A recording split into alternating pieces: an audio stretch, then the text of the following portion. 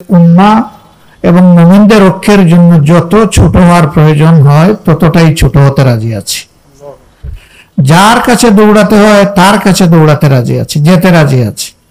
তারপরেও এদেশের মানুষের, মুসলমানদের প্রাণের চাহিদা যে ইসলামী দলগুলোর যেন ঐক্য হয়। আলহামদুলিল্লাহ সবাই এখন অনুভব করছেন।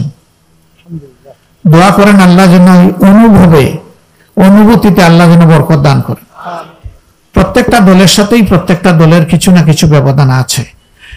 রাসূল করিম সাল্লাল্লাহু আলাইহি সাল্লামের জামাতেও তিনি তার প্রিয় সাহাবীদের যখন মতামত নিতে চেয়েছেন কোন নির্দিষ্ট একটি ব্যাপারে, দেখা গেছে যে হযরতে আবু বকর সিদ্দিক রাদিয়াল্লাহু তাআলা আনহুর মতামত এক ধরনের, হযরতে ওমর ফারুক রাদিয়াল্লাহু তাআলা আনহুর মতামত আরেক ধরনের, হযরতে উসমান ইবনে আফফান রাদিয়াল্লাহু তাআলা আনহুর মতামত আরেক ধরনের, হযরতে আলী ইবনে আবু তালিবের মতামত আরেক ধরনের। তারা তো 4 জনের খুলাফায়ে রাশিদিনের অন্তর্ভুক্ত ছিলেন। এরপরে রাসূল করিম সাল্লাল্লাহু আলাইহি সাল্লাম অধিকাংশের মতামতের ভিত্তিতে আল্লাহ তাআলার ইশারায় সিদ্ধান্ত নিতেন।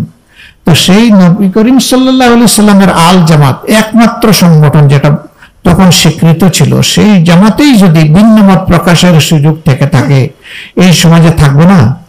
আমরা এই ভিন্ন মতকে সম্মান জানাই, তবে কেউ যেন কারো উপরে আমরা ফতোয়াবাজি না করি, এই বিষয়টাকে আমরা ভালো জিনিস মনে করি না, আমরা নিজেরা করি না এবং অন্য কেউ করবো না, সেটা আমরা প্রত্যাশা। আর এখন উম্মার দাবি এগুলা নয়। উম্মার দাবি হচ্ছে ইত্তেহাদ মাআল ইখতিলাফ।